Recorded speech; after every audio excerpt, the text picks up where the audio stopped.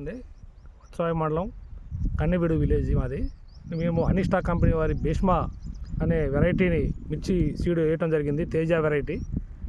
ఈ వెరైటీ మొట్టమొదటి నుంచి కూడా అన్ని రోగాలకి, ముడతలు కానీ, తెగుళ్ళు కానీ, నల్లి కానీ అన్నిటిని కూడా తట్టుకునే గుణం ఉంది విత్తనానికి. విత్తనం కూడా బాగా చిక్కన కాపు, కింద నుంచి బాగా 3 అడుగులు హైట్ వరకు పెరిగింది, మంచిగా కాసింది. ఫస్ట్ కటింగ్ కూడా వేయటం జరిగింది. ఈ ఫస్ట్ కటింగ్ కూడా ఎండుకాయ కూడా మంచిగా బ్రహ్మాండంగా ఉంది. తాలు అనే మాటలే, తాలు చాలా తక్కువ. మరి మంచి వెరైటీ కాబట్టి రైతు సోదరులందరూ కూడా మరొకసారి చూసుకొని రాబోయే రోజుల్లో మరి ఎక్కువ దిగుబడి వచ్చే విత్తనం కాబట్టి భీష్మాని వేసుకోవచ్చని నేను రైతు సోదరులకి విజ్ఞప్తి చేస్తాను. వైరస్ అలాంటివి ఏమి లేవు? నో వైరస్ లేదు, దొప్ప లేదు, నల్లిని తట్టుకోగలిగింది.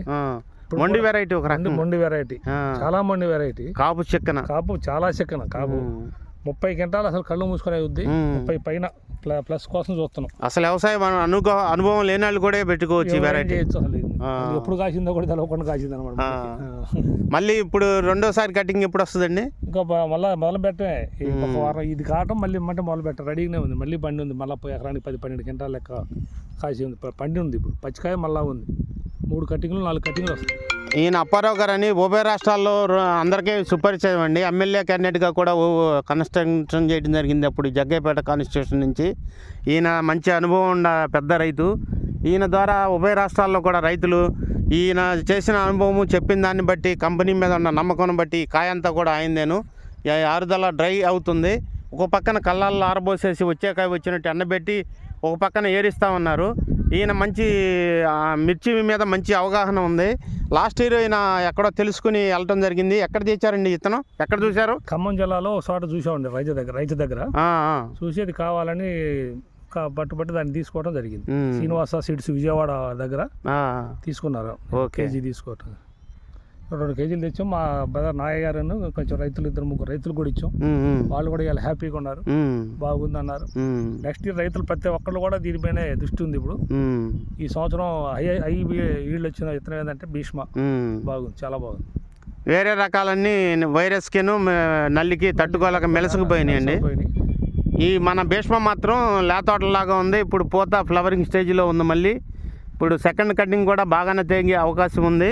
కాబట్టి యావత్ రైతు సోదరులు ఉభయ రాష్ట్రాల్లో ఈ మన భీష్మ వెరైటీని వేసుకుని దిగుబడులు సాధించాలని అప్పారావు గారు తన మాటగా కోరుతున్నారు. కాబట్టి ఆయన ఇంకా రైతులకు ఇచ్చే మీరు సలహా ఏంటో చెప్పండి సార్.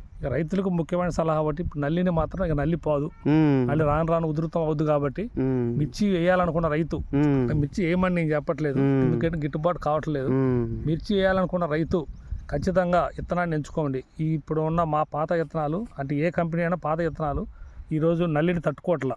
నల్లిని తట్టుకునే విత్తనం, దొప్పని తట్టుకునే విత్తనం చూసి ఎంచుకోమన్నాం. అది అనిస్టా వారి భీష్మాని దయచేసి వేసుకుంటే రైతు సోదరులు కొంత లాస్ పోకుండా లాభాల్లో ఉండగలుగుతారని ఆశిస్తాను. Okay, thank you sir, thank you. చూసుకోండి సార్, మీరు కూడా కళ్ళ మీద కాయ ఉంది, యమా డ్రై వచ్చింది, రంగు కూడా ఏం తగ్గలేదండి. తాలు శాతం కూడా ఎంత శాతం ఉండొచ్చండి?